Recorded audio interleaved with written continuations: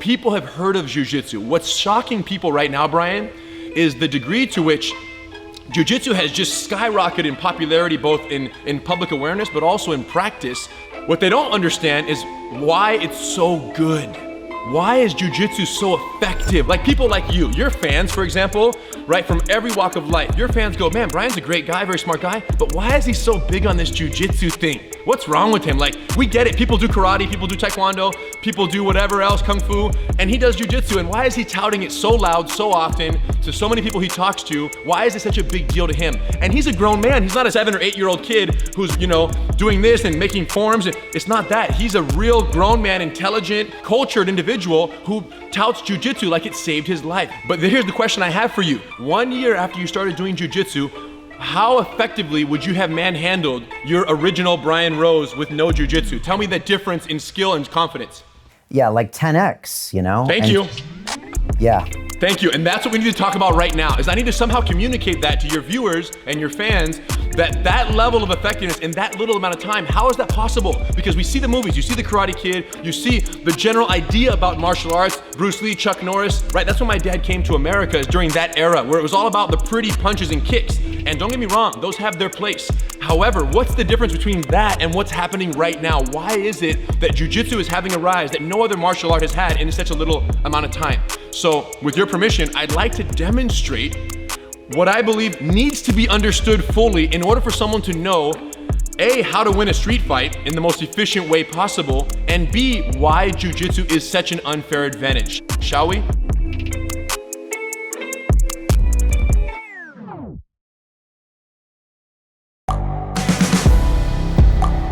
The world is changing.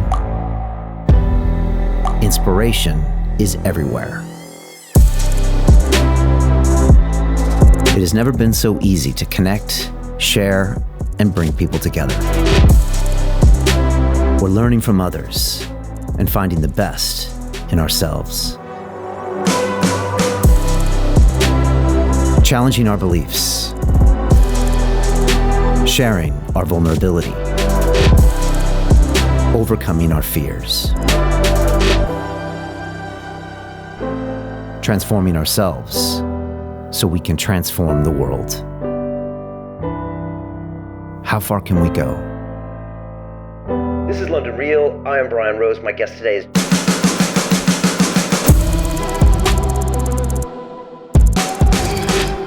This is London Real. I am Brian Rose. My guest today is Rener Gracie, the Brazilian Jiu-Jitsu black belt, entrepreneur, and chief instructor at Gracie University. Your grandfather, Hélio Gracie, created the self-defense martial arts system of Brazilian Jiu-Jitsu in the 1920s, and you are the third generation to continue his legacy. Your father, Rorion Gracie, is the founder of the UFC. You studied under both of these legends for 25 years and have gone on to create the largest online learning platform for Brazilian Jiu-Jitsu in the world as part of the Gracie University. You are also the chief instructor of Gracie Survival Tactics for Law Enforcement, with an emphasis on de-escalation tactics for police, which is more relevant now than ever. Today, we're going to use live demonstrations to explore how anyone, anywhere, can apply the principles of Brazilian Jiu-Jitsu to street fights, entrepreneurship, policing, and life. Rener, welcome to London Real. Dude, what a pleasure, man. And congratulations on all the great work you're doing. And it's an honor to be here, especially since I know that you are a seasoned Brazilian Jiu-Jitsu practitioner as well. So there are a lot of interviews that I look forward to, but few more than this one. Dude, thank you so much. And just thanks for everything you do. You and Huron, your Gracie breakdowns, your passion. I mean, it's your passion that everyone is attracted to, man. We love how excited you guys are about jiu-jitsu, Gracie Jiu-Jitsu, self-defense, and all the stuff you do for law enforcement and your academy. It's just all super impressive. So the honor is mine, man. I really appreciate you. Yeah, thanks for having me, man. Yeah, it's I feel like I got lucky. I won the lottery being born into this Gracie family, and I benefited from, as early as I could walk, from the skills and the influence and the leadership in my family. And I'm like, man, if it was given to me, at the very least I can do is inspire other people and share with as many people around the world. And that's what I look forward to doing every single day of my life, including today. Well, I'd love to dive a little deeper, maybe in a bit, as far as what that whole legacy looked like. What's it like to grow up with, Gracie as your surname? I know Henzo once said it's like a boy named Sue. Everyone's looking out for you. So I'm sure there's some upside and downside. But just for people to know, I first started training Gracie Jiu-Jitsu in 2002. I was in London, and I had just come off of 2001 in New York City, which was the worst year of my life. 9/11 had just happened. I broke up with a girlfriend of 4 years, and I had just had 2 heroin overdoses. So I was in a really bad shape when I moved to London. And I mean, honestly, Henner, I met a guy in June who had trained with Rener Gracie here, and his father, Mauricio Gomez. And I started training jiu-jitsu, man, and I was honestly like almost a shell of a man. And that martial art, I trained solid for 8 years, and it really gave me my life back. So, in some ways, I got to thank you and your family for that. It was a real game changer for me. Yeah, and it really is the family thing. It's a lot of people don't know this, but the Gracie family is the largest sports family in recorded history, right? With over, 250 Gracies on the family tree. My grandfather had 9 children. My great uncle Carlos had 21 children. Between the 2 of them, they had 105 grandchildren, and now they have great grandchildren. And it's like they're like rabbits, bro. They just don't stop multiplying, except all deadly lethal rabbits that'll choke your neck, so it's a fun family to be part of. Obviously, like any family, it has its highs and lows and pros and cons, but by and large, the Gracie family is responsible in many ways for a movement right now in martial arts that is changing a lot of lives, and I appreciate the feedback, and it's great to see how far it's reaching. Yeah, it's incredible stuff. And like you said, the family tree is amazing. I think this entire page is dedicated to it. But the good news is that there's Gracies that have gone all over the world and had helped a lot of people come around. And of course, the UFC, which maybe we'll get into later, as far as how that opened the eyes of everyone to the Gracie Jiu-Jitsu. And honestly, for me, the first, I think, 5 guests I had on London Real back in 2011 were dudes from Rener Gracie Academy here in London, because they were cool dudes that we know could have on the show, and they talked about whatever profession they were in. So, I mean, London Real has been based in martial arts for so long, and I was lucky enough to go down to Brazil. I trained at Gracie Barra. I trained with the Brazilian top team. I went to Tokyo to the Pride Fighting Championships, and I've gone on this whole journey, and it's been absolutely incredible. So, I'm super excited to talk about this today. I'm also cognizant that we got people watching us who probably don't know anything about jiu-jitsu, probably never have a martial arts lesson in their life, maybe thinks fighting is for thugs or for guys in cages. What do you say to people when they come up to you and say, no, I don't fight. I would never come and train at your academy in Torrance. I'm a lover, not a fighter. What do you say when people say that? First of all, I want to just make a slight adjustment to what you said. People who've never heard of jiu-jitsu, I think that's pretty rare now.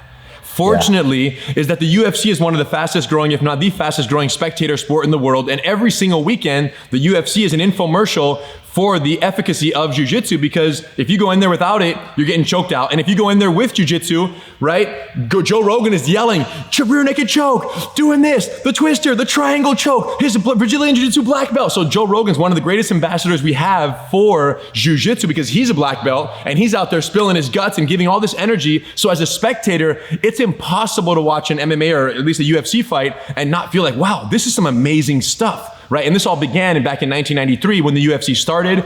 My family was part of that beginning. Royce went in there and choked out these giants, and people are looking at the screen thinking, man, this little guy's gonna get beat up for sure, and then he wins. He's gonna lose for sure, and then he chokes the guy out. 15 minutes later, Dan Severn's tapping out from a triangle choke. So people have heard of jiu-jitsu. What's shocking people right now, Brian, is the degree to which jiu-jitsu has just skyrocketed in popularity, both in public awareness, but also in practice.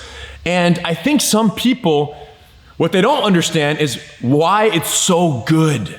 Why is jiu-jitsu so effective? Why is there, people like you, your fans, for example, right, from every walk of life, your fans go, man, Brian's a great guy, very smart guy, but why is he so big on this jiu-jitsu thing? What's wrong with him?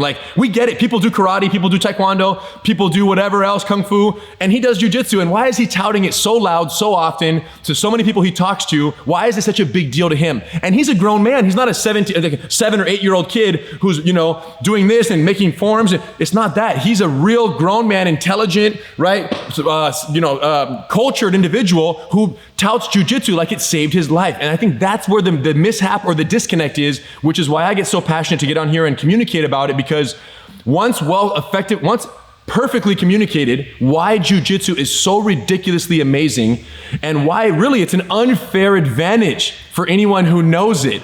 Once I communicate that truth, we turn jiu-jitsu kind of couch fans into jiu-jitsu practitioners. And that's where every Gracie breakdown comes from. That's where every interview comes from. Everything has one purpose. Get someone off the couch of skepticism and onto the mat of effectiveness, jiu-jitsu mat somewhere around the world. And if after this interview, one person goes, man, that Rener guy, he's kind of loud. He might have had, he has a little too much energy, but he sounds like he makes sense and I want to go practice some jiu-jitsu. If we can do that, we're good to go. Because the reality is, Brian, you know this. You didn't, I don't know, have you practiced martial arts before jiu-jitsu?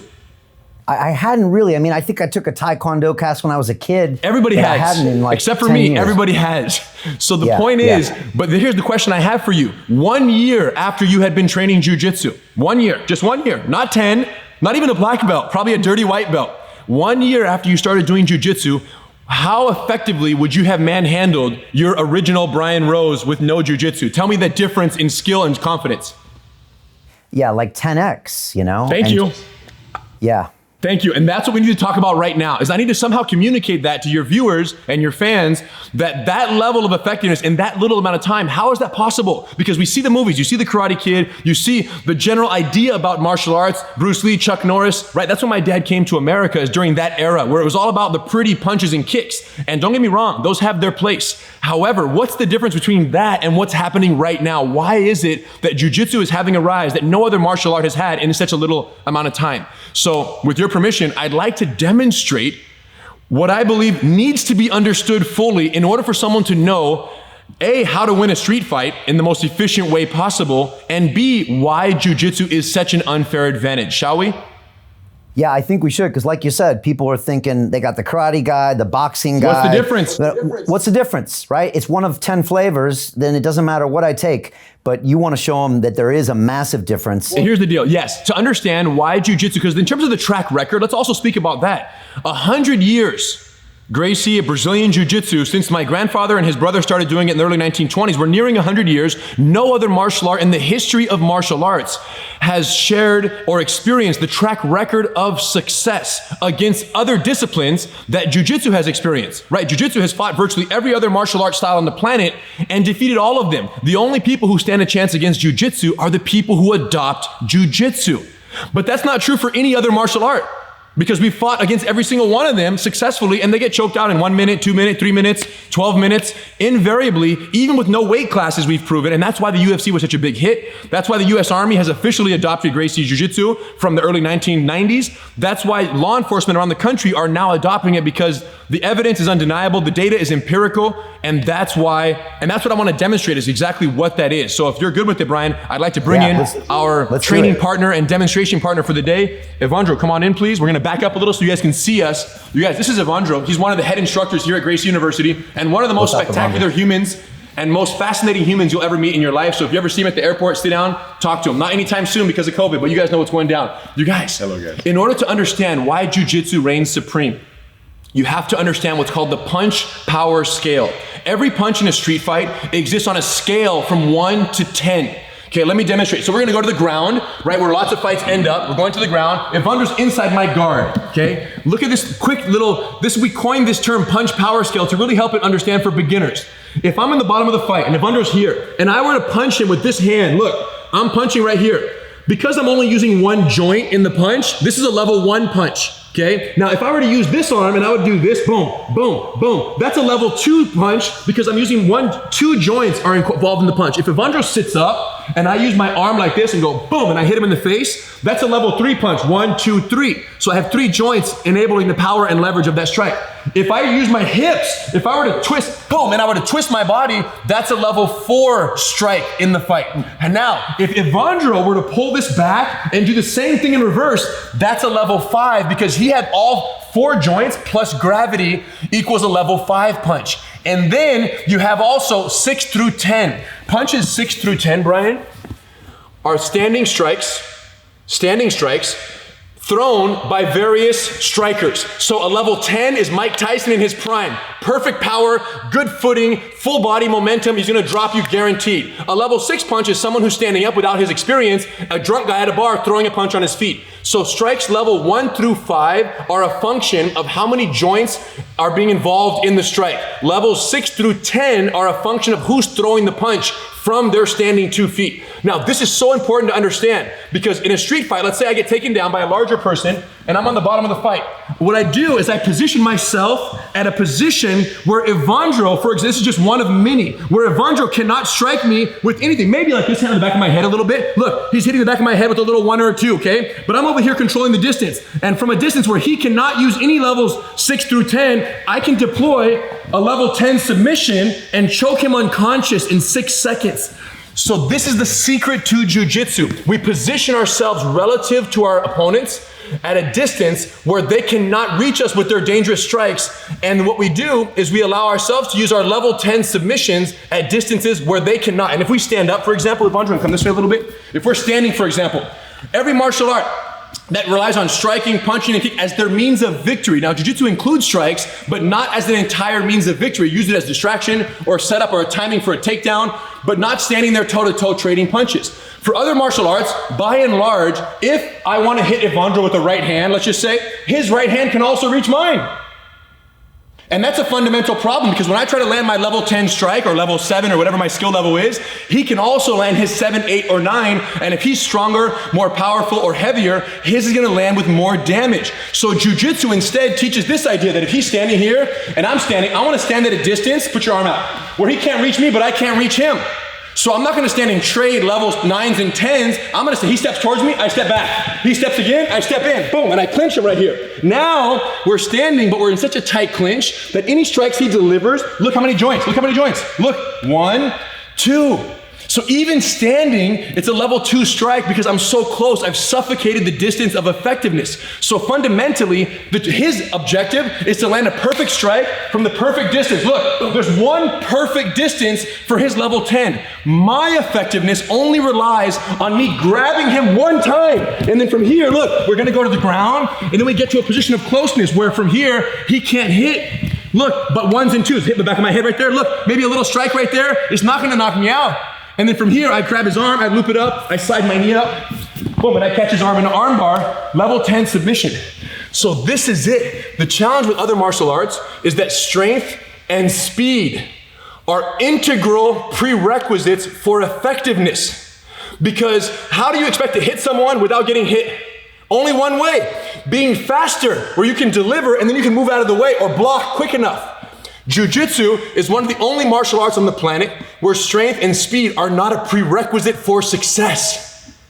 And that's why I'm so excited to share it, because when someone looks at this and goes, wow, so you're telling me I can be slow, weak, smaller, and unathletic, and still choke out someone twice my size? Yes, and there are many ways. And what makes it so remarkable is not only can you do this from the top of the fight, you can do this from underneath a person. Come on back in. So look, we're here again from the guard. Beautiful position. Okay, I showed you the triangle. If I'm here and the triangle's not working, I use my knee, I bend his arm, I get his arm, and now look, punch me in the face, for real. There's no punch, but yet I can break his shoulder right here. He tapped out, so I release. So the ability to deploy level 10 submissions against 1s and 2s in terms of strikes, that in a nutshell is the secret to why jiu-jitsu has had such a success and why so many adults, right? When you think of taekwondo and karate, for example, you said you did a taekwondo class when you were a kid. Most people have. And when you think of that, you go, yeah, that's something that kids do. Now, some adults are masterful.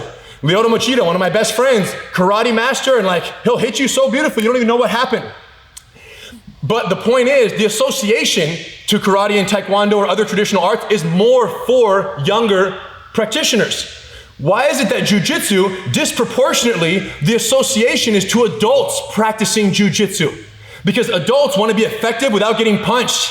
right? We can't afford to get injured. You got to go back to work the next day. So you want to be able to get into a fight, if at all necessary, defend yourself, neutralize the situation, not get hurt, and if possible, not even hurt your opponent, because your effectiveness allows you to have a violent scalability element that most other martial arts don't have, which is control the situation without violence, use the submission, slow the fight down. Now, the last thing I'll say about general street fights, Brian, is this. People want to talk about how to win a street fight. What's the most important thing? Listen, avoid ego and alcohol. That's how you avoid a street fight. The hardest fight is the one you walk away from because you check yourself. You say, hey, no problem. You can have the parking spot. It's all good. Because the truth is, doesn't matter how good your jiu-jitsu, how good your skill set is, you have to walk away if at all possible. And what does that mean? If someone's life or limb is not in imminent danger, you should not get into a street fight. There's no need. Disagreement, you can have it. Problem, call me whatever you want. No problem. And that's the hardest part. And I think at the core of the ability to do that has to be someone's understanding that if someone walks up to you and says, hey, you mother effer, what's wrong with you? Why'd you walk on my sidewalk? Whatever they say, if you're gonna fight that person for being aggressive with you, who you don't even know who that person is, if you're gonna fight that person, you're giving them control over you, because how are you gonna let something that someone says who doesn't even know who you are trigger you to the point of anger that you're gonna physically now risk their life, your life? It's a fight nonetheless. You're gonna get into a physical altercation because of what some person you've never met before said to you. If a kid walks up to you, kicks you in the shins, and you say, hey, you're stupid, are you gonna fight the kid, or are you gonna say, wow, what a child? He just kicked a grown-up and doesn't know. His parents should teach him better. He's having a bad day. He's angry. He didn't get his lollipop over there. Oh, poor kid. If you would have that spirit with the kid, then why does a grown-up walk up grown-ups are just grown-up children? Why is a grown-up who's having a bad day or is on drugs or alcohol walk up and say something crazy or cut you off in traffic? Why are you gonna fight that person when they should be given the same disregard and just kind of, hey, no problem spirit that you would give a child who walks up and kicks you in the shin? That's how I look at it. Now, if you're looking for a fight, that's your problem. But what I'm saying is this: when it comes to how to win a street fight, you win it by not getting into one to begin with. But if you have to get into one because someone's life is in danger, guess what? Jiu-jitsu is the way. It's not even fair. It's so effective, it's not even fair, because you're gonna put yourself at a distance that makes it impossible for them to hurt you, right? They have no power strikes, and you're gonna be effective against them from that same distance. And that's what I love about it. Dude, fights are not about fair. Street fights, there is no fairness scale in a street fight. You either go home, or you go to the hospital, or you die. It's one of those three. And I'm just here to help as many people as possible go straight home, skip the hospital, skip the morgue, and we're going back to our family at the end of every single day. Yeah, no, that's powerful stuff. I appreciate that, Henner. Have you ever been in a street fight? Good question. Let's talk some more. Thank you for that demo. Thanks, that's powerful. We'll bring him back in. We'll bring him back in a second. We got lots more to talk about. So the answer is yes. 7th grade, you know what I'm saying, as a kid. But since then, every single altercation that has even come close to coming to fruition has been neutralized, Brian, by the absolute confidence, verbal de-escalation, and clarity with the person. Well, and what's fascinating is when you speak to people with the confidence that jiu-jitsu provides you, they can feel it. They go, oh my gosh, I don't know if it's worth it, because this guy, either he's a black belt in some dangerous martial art or he's carrying a gun right now based on how he's talking to me. That's how sure he is of his space and of the situation in front of him. I don't know if I want to cross that line. So I've had some altercations where something comes up and I have to address the situation, and I speak so clearly that they go, it's not worth it. But yeah, the last one was 7th grade, where it was a school dance, guy came out with an attitude, got taken. And now this is not counting Gracie challenge matches, which have happened since then, where people come in and want to test themselves against jiu-jitsu. Right at the beginning of the UFC, right, first few years, it still wasn't worldwide. People would still come in, boxers, kickboxers, and want to fight someone, or taekwondo. And I had a good handful of those as well, which I was privileged and enjoyed very much, but I wouldn't consider that a street fight, because they came in saying, hey, I want to fight. And then they would choose someone from the lineup. And it was like me and my brothers, and it was like, I'll choose him. And then boom, I get chosen, I get in there and have some fun. So you did those. I mean, those must have been intense. Not anymore, they're done, right? Right now, there's no more, because there's no more doubt. There used to be doubt. As long as there's doubt, there's gonna be Gracie challenge matches.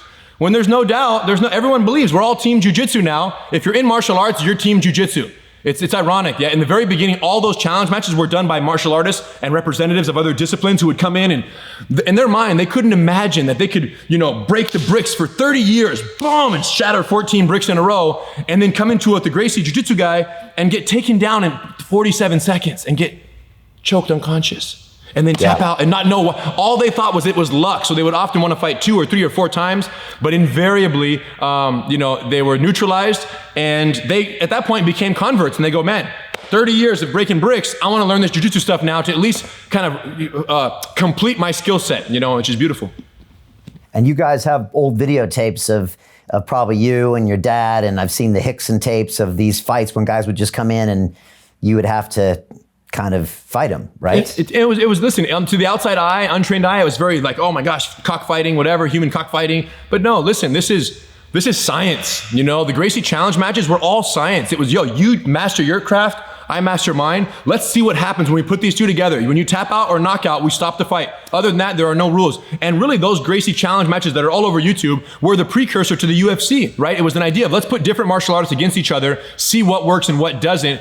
And it was, obviously my father was involved in the creation of the UFC, and people look at it, man, it was just a big infomercial for Gracie Jiu-Jitsu, as if that was a bad thing. No, it's exactly what it was.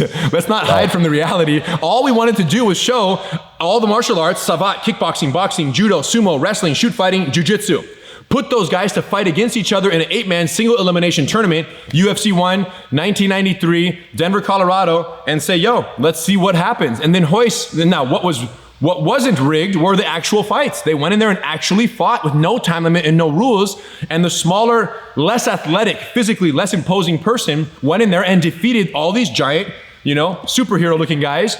And it was very effective. It was a very effective method to put jiu-jitsu on the map. We knew jiu-jitsu's unfair advantage, the one I just demonstrated to you. As second, we affect the distance, because people always ask, Rener, what is the biggest thing that jiu-jitsu, what is the biggest change and contribution your family has had to fighting in America or in the Western world, right? And if I had to nail one thing down, I'd say this: the Gracie family has changed the distance at which a fight is fought. Before Gracie family, before Brazilian Jiu-Jitsu, you would say, yeah, get up and fight like a man. No one's saying that to GSP or Habib or Connor. When the fight goes down and they're in the tangle of the fight now and the chokes are real and Nate Diaz, these guys are doing their thing, no one is saying, get up and fight like a man. Unless they're very uneducated and totally drunk and like totally couch potato, big beard, huge belly UFC fan, those guys might say, get up and punch them. They're new to the game, right? But everyone else goes, oh, it's about to get interesting between these two grapplers. So Gracie family has changed the distance at which a fight is fought. Now, that's not to say there weren't other grappling arts before this, right? There's judo, there's wrestling, there's many others. But what we've done is said, hey, judo usually fought against judo. Wrestling would wrestle against wrestling. Those were sports. What jiu-jitsu did is says, wait a minute, let's take this skill set of grappling and submissions and distance management and technique and energy efficiency, and let's apply it in a no-rules setting against other martial arts in a real fight, so that we can really, as much as we can, replicate what a street fight would look like, and then give viewers the chance to choose for themselves what works and what doesn't. So that's what made the UFC so powerful, is that there was no fluff, there was no rule, do whatever you want, and let's see what happens. And it was clear that jiu-jitsu rose to the top because of this violation of the traditionally accepted fighting distance in America, and I would even go say around the world, but really, this is where the revolution started, right? So it changed that acceptable fighting distance, where there wasn't, get up and fight like a man is gone, and now it's, when the fight goes to the ground, if you don't know how to save energy, position yourself in defense, safe, punch-proof positioning, and then deploy powerful submissions that rely on leverage, not physical strength, if you don't know how to do that, you are gonna get submitted by someone who does. That's the exception. That's the fully accepted truth of martial arts today. Even in MMA at the highest level, you can be a good striker, but if you don't know what to do when the fight hits the ground, you're gonna get choked out in 4 seconds by someone who does. So everyone invests in their jiu-jitsu to the point where now there's guys fighting each other that are from different camps taught by Gracies on both sides. I mean, I've coached students of ours against my brother coaching another student on the other side of the same octagon, because we're their jiu-jitsu coaches for 2 separate fighters in the same weight class. So that's how intermingled jiu-jitsu is now with, the highest level of combat effectiveness. And it's beautiful because every weekend is an infomercial for jiu-jitsu. So people can go, man, that's so awesome. He just choked him. This weekend, there was a beautiful arm triangle in the UFC there, beautiful arm triangle from the bottom of half guard. And if you're a spectator, you're not saying, man, that was such a wimpy fighting style. You're saying, oh my gosh, how do I learn that? And I'm here to tell you, go to GracieUniversity.com. Boom. Next question. And so the UFC was set up as kind of an infomercial for jiu-jitsu, but then you guys had to deliver. I mean, and you put in some savages in there, from the Ken Shamrocks to the Chemos to the, the Savants, the karate dudes. And then you decided to choose Royce as opposed to, say, Carlson Gracie, who was bigger, more of an accomplished career in Tokyo. You had to throw Royce in there, who was still a little unproven and smaller, and he still had to deliver. And so that was the big gamble that you took, and nobody can control what happened in there. But no one can control what happened. And listen, to that extent, Royce deserves all the credit in the world for A, taking the charge there, and B, and then if you say, Royce, congratulations, great work, Royce is going to say, no, forget me, talk to my dad, Hélio Gracie, Grandmaster Hélio, and talk to jiu-jitsu. And I think that's what's so interesting, is when it comes to other martial arts, this is a reoccurring theme here. When it comes to other martial arts, if someone is spectacular, you praise the practitioner, because you know that the effectiveness with the other art, let's say kickboxing, if the effectiveness is there, you don't say, oh man, kickboxing is amazing. You go, oh man, that world champion kickboxer is spectacular because of their speed, their power, their athleticism. And my point is, those didn't exist in Royce, speed, power, and athleticism, right? He's just like me. We're just not the most powerful athletic guys on the planet, especially compared to who he was fighting. So in most other arts, you praise the deliverer of the art.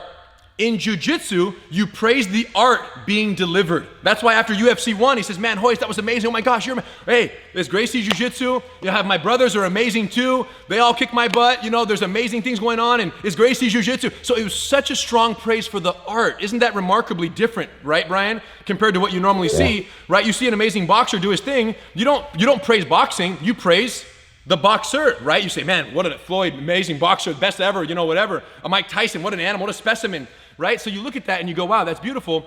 With jiu-jitsu, it's different. When someone's amazing at jiu-jitsu, they tend to go, yo, the technique, I just put in the time and absorbed the technique. I didn't get faster, stronger, or more powerful. Now, today with competitive jiu-jitsu, that changed a little bit, but generally when jiu-jitsu beats another martial art, you praise the art as much, if not more, than you praise the person. That's my assessment of that.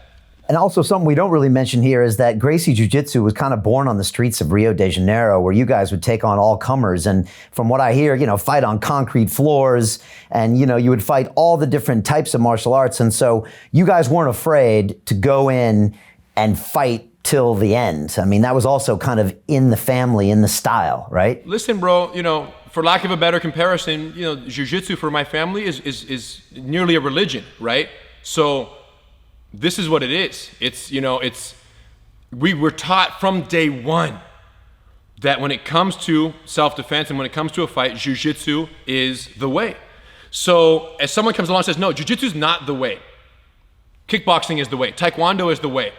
That was how the West was won. That's how South America was won, and that's how coming to America, the same exact process repeated itself in the garages of Southern California here, over a good 10, 15 years before the UFC, after 40 years in Brazil, 10, 15 years here, and then the UFC. So the UFC was literally the tip of the iceberg of the amount of fights that have happened against other disciplines in Brazil, Vale Tudo, because that's what we were taught from day one, and it's in the Gracie family, you don't really know. Were you born and then you learned jiu-jitsu, or were you born to do jiu-jitsu? Were you conceived for jiu-jitsu? They never really tell you that as a kid in the family and as an adult. But when you kind of grow up into it, you go, wow, we're making a big difference here. This is a very powerful movement, and it's helping a lot of lives. So you kind of embrace it. Not all, right? Some Gracies do, some Gracies don't, to varying degrees. The point is, it's kind of a religion. And yes, when you're coming up and you learn this art and someone says they don't believe in it and they believe in something else, it's just a matter of science. No. This is because the principles are so sound. Some we've developed, some we've demonstrated here, some more we'll demonstrate in a second. The principles are so sound that you go, no, I don't care what you practice. If it's not jiu-jitsu, it's not as efficient for a real fight. And since we're talking about something here that is life and death, right? Because at the core of the Jiu-Jitsu Gracie family ambition to share Jiu-Jitsu isn't necessarily we're the best, everyone else isn't good. That's not the idea. The idea, and you can ask my grandfather, he's not with us anymore, but he told me this his whole life, that I was privileged to share with him my entire life. Hélio, why you fight so much? Why all the challenge matches? And he would say, listen, I'm not a fighter. I'm a Jiu-Jitsu instructor who is fighting to demonstrate that which I believe in, so that people who see me and see my effectiveness will give me the chance to teach them. And that's how I look at it, right? So today, because everyone does jiu-jitsu, that when I was 19, 20 years old, on the verge of choosing my life's path, was it MMA? Was it to share jiu-jitsu with the world, right? I realized, man, everyone already adopted it. So now it's not so much a quest of proving that it works. It became more a quest of how can we organize curriculums so that it can be disseminated to the whole world in a structured fashion where anyone, anywhere on the planet with an internet connection can do jiu-jitsu. And that's what we've accomplished today. And we're very happy with the work we've done. I'm very happy with the path we've chosen. And the journey continues every single day. And law enforcement in America right now, is one thing that could not be in a tougher place. It could not be in a more tense relationship between law enforcement and the communities they're serving. And the challenge is that, it's not going to get any better because there's more cameras, there's more eyes on it, which is a good thing, but the deficiencies in law enforcement training have never been so obvious. And this is why jiu-jitsu, now more than ever, is needed both in the community, on the civilian side, but also on the law enforcement side, because no other art on the planet gives law enforcement the opportunity and the ability to neutralize a suspect non-violently. And that's the challenge we're having, at least in America right now, is the excessive use of force in cases where the public says, no, that level of force wasn't necessary. But if you were a cop, Brian, or I was a cop, in the exact same scenario, we wouldn't need that same level of force that was deployed and all over television and of course causing, all kinds of mayhem, rightfully so, because the people expect more from law enforcement. Yeah, and let's talk about that because I know you do a lot of work with law enforcement. I've been watching your videos for years, and it always surprises me because you're using guns and knives and disarming people. I mean, stuff that I was never taught, in jiu-jitsu, but you guys have always been on the forefront of that. And, just recently I've been hearing Jocko Willink talk about this, who's a big jiu-jitsu fan, and Tim Kennedy, and talking about how a lot of these law enforcement people just don't have much training. So they don't even have the training of probably a white belt in your academy. And I've seen some demonstrations you do where they go to lethal force because they don't have a better choice. And maybe we can talk about that because we certainly should. And I actually want to demonstrate a situation because I brought my duty belt here, so I'm going to demonstrate one with Evandro. Okay, please. So check this out, you guys. This is one for everyone. It's such an important demonstration because the culture in law enforcement right now, Brian, is what we call, you can come on in, Evandro. The culture is what we call an escalation culture. Unfortunately, this is I can't speak for every department, and I can't say that some officers aren't training, to de-escalate situations. But de-escalation usually, Brian, it basically ends with the talk. In other words, they'll talk about, hey sir, calm down, blah, blah, blah. They'll try to de-escalate verbally, but the second a situation becomes physical, almost all de-escalation mindset goes out the window, and that's where we're running into trouble. The conversations cops are having are not the problems. It's the actual physicality and the excessive level of force that is being used in situations where many people say, no, that wasn't necessary. So let me explain for the very lowest common denominator how this works. In every department, the way it works is if a suspect introduces a level of force, he attacks me, punches me, grabs me, or does whatever, that's what's called the indicator for a situation. Based on that indicator, an officer is authorized to use a responsive level of force based on a continuum that department has established. In other words, if he does A, I'm allowed to do B and C. That's what's justifiable based on the department's policy. So if he does D, I can do E and F.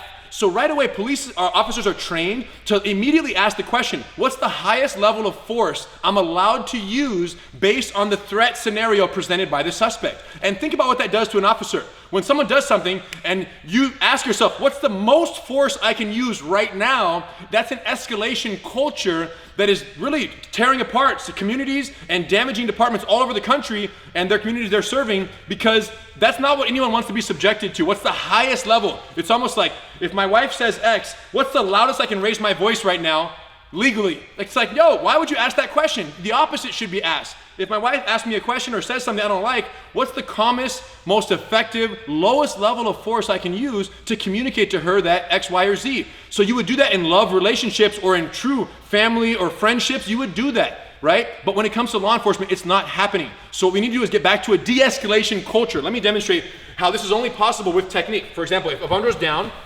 I'm the officer. Let's say the officer is arresting the suspect and gets on top of the situation here and is in the mount. This is called the mount. From here I can go into a cuffing procedure. So it's a very dominant and great position to be in if you're the officer. If the suspect goes for the officer's gun from the bottom, grabs the officer's gun at this position, this is showing intent. The suspect has shown me that he wants to take my gun and shoot me. So if my partner was nearby or running up on us, or my partner was running up and he saw this, he's going for my gun. He's justified in shooting him to kill the suspect here in this situation because it's a deadly force situation, right? That's one. Or I would be justified at this point with drawing my own weapon and firing at the suspect here because he's shown that he's trying to take my weapon. Again, but if I'm mounted on Evandro and we're here, we're fighting, and he just has to go for my gun, go ahead. And I can do this, look. Grab my gun, for real. Look at my hooks, and look at my hands. Boom, boom, boom. I have very good hooks, I have double underhooks, and I have S-grips from the mount right here, so I locked. His hands cannot reach my weapon. At this point, backup is on its way. I can hear my partners are coming, and I can wait until backup gets here. Once I have help, then I'm good to go. But the point is, and you're not hurting him there. Sorry? You're not hurting him. You're not hurting him at that point. Zero. He's just neutralized. Calm, controlled jiu-jitsu. Right. I'm just preventing him from accessing my firearm. So this goes to show you that. Let's change the position to the guard. Let's say I'm on the bottom of the fight, looking around. Look, let's say we're here. I'm on the bottom of the fight. I'm blocking punches. Jiu-jitsu, we already talked about it. Stage 1, keep him close, and I'm just waiting for backup. If he goes for my gun, that's deadly force. I could use deadly force. But if I underhook, grab, and stretch, grab my gun on the side. Grab my gun. For real. Go. There's no gun to grab. And I'm not using any energy, Brian. Underhook, right. I grab my own head, hug the neck. So right when he went for the gun, look what I do. It's called curl, connect, and kick. He goes, I curl, connect, and I kick off his hip. And now I close my side guard. Go, hold, and I'm chilling right here. So here's the bottom line. It doesn't matter what the position is, Brian. Officers need to know where they're safe in a fight.